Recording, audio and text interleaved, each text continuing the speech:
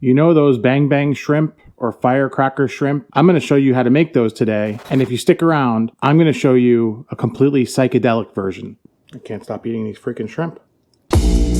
Those shrimp are my favorite thing to order. Like when you sit down for sushi, you have that right before the meal, and it's just like the perfect amount of like spiciness to kind of get your palate started. It is the easiest thing to make at home. You just need a few ingredients, and once you start doing this, you're never gonna stop. I'm making two versions today. They both start with the same breaded shrimp. I have here some beautiful shrimp that I bought. You want to get the smallest shrimp that you can get. You can make these with larger shrimp if you want. And then the breading I'm going to use today is a mixture of cornstarch, egg, and panko breadcrumb. You can use flour in place of the cornstarch, and you could use regular breadcrumb in place of the panko, but I want these to be extra crispy, so both of those ingredients are going to help me achieve that with these shrimp. And I use these individual meal prep containers just so that I could shake them up and not get my hands all dirty. I have my panko in, I have my eggs in. I'm going to start with a tablespoon of cornstarch in the container here. I'm going to go in with my shrimp. This can get a little messy, so we'll do this in two batches. Make sure you season, salt, pepper, and then lid on, shake. Your shrimp are now beautifully coated and you didn't even dirty your hands. Into the egg. You want to be careful not to get extra cornstarch into the egg. While those soak up the egg, you could actually go in with the rest of your shrimps. You need a touch more cornstarch, not a lot. I like doing it this way because you actually don't have a lot of waste. Mix up your egg with the shrimp and they go right into your panko breadcrumb.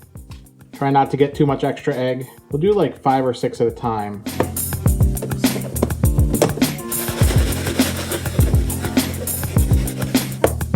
Here we are. Nice and coated. I like to lay them out on a sheet pan, which is an important step because these need to dry out before you fry them. Otherwise, all that coating is going to fall right off. Once you're all breaded, don't skip this step. Let these sit for at least a half an hour before you fry them. With this style breading, if you don't use like really dry breadcrumb, it'll fall off when you fry it.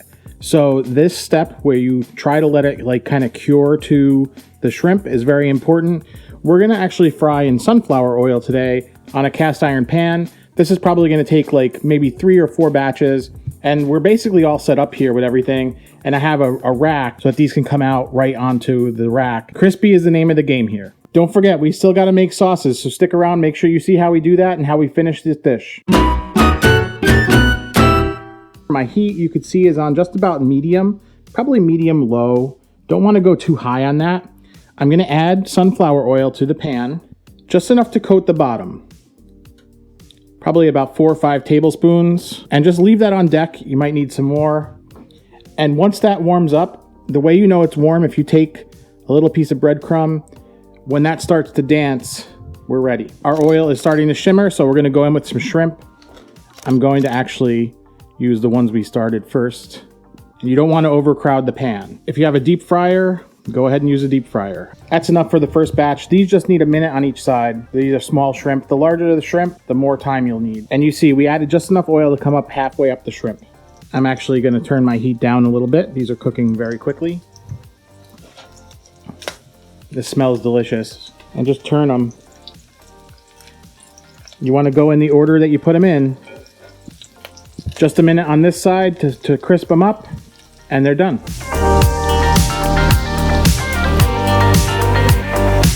I'm gonna add a little bit more oil to this to bring it back up to the middle, and we'll fry up the rest of these.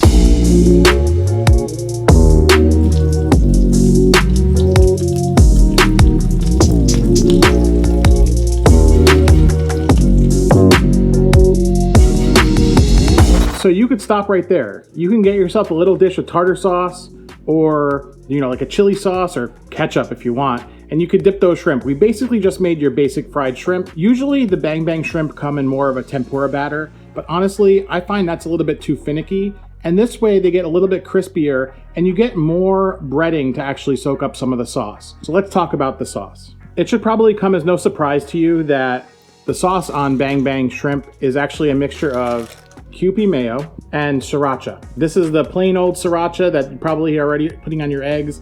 Probably have 3 or 4 bottles in the refrigerator. Let me show you how to make the basic sauce. I like to do this directly in the bowl that I'm gonna mix the shrimp in. QP mayo and sriracha. Woo! I like equal parts. You could experiment and find the right ratio for you and mix. That's all there is to it. You could stop there too, and that's your bang bang shrimp. We're gonna toss the shrimp in there, obviously. But here's version number 2. Locally here, we have a chef, Rick Orlando. He had restaurants in upstate New York. He's been on Food Network Chopped. He recently came out with, through his Flavor Maker Spices line, a sauce called Purple Haze.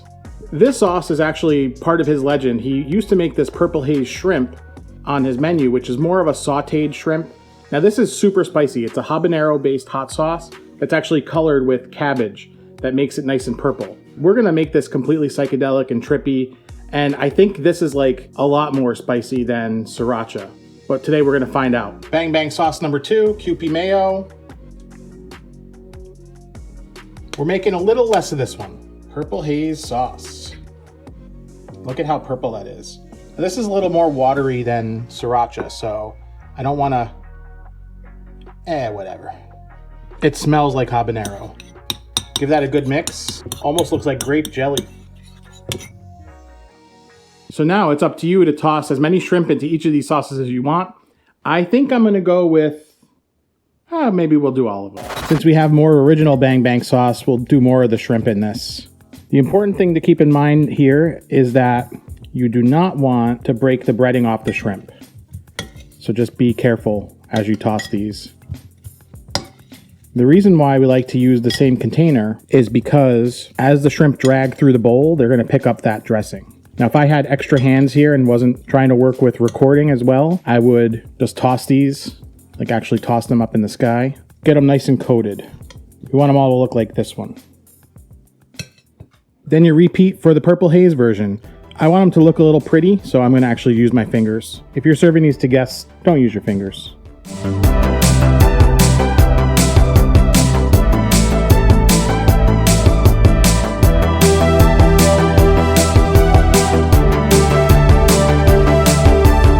Time to try the shrimp. I can't even wait anymore.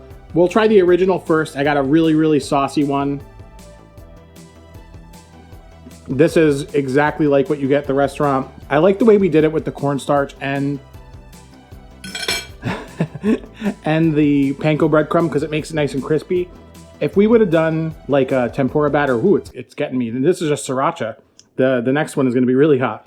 But if we were to do this with just like a tempura batter, these would have gotten a little soggy.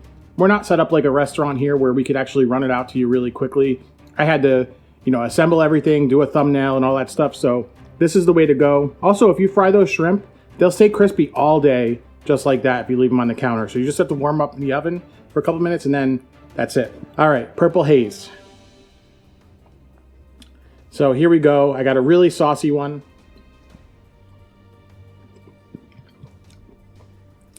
Yeah, that's spicy.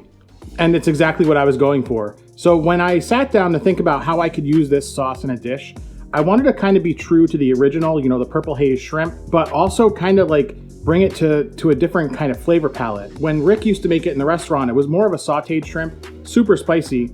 This here, I think the QP mayo actually cools it down a little bit, but it's not for the faint of heart. The Purple Haze psychedelic hot sauce, it's a habanero base, so it's definitely got some kick to it. So make sure you use it sparingly. I like the color, it's kind of cool. I'm gonna leave a link to Rick Orlando's YouTube page as well as his Flavor Maker Spices page, so you can pick up some of this if you want. This is not sponsored, just a good friend of mine that we're just having some fun doing some recipes. I can't stop eating these freaking shrimp. If you like this recipe, be sure to give it a like, subscribe down below, hit the notification bell. And I now have enough recipes using Rick Orlando's Flavor Maker Spices to make a playlist. I'll leave that for you right here. You can click into those. Lots of awesome recipes in there. I also do dining reviews. Gonna leave that here for you. Check all that out. Have an awesome day and we will see you in the next episode.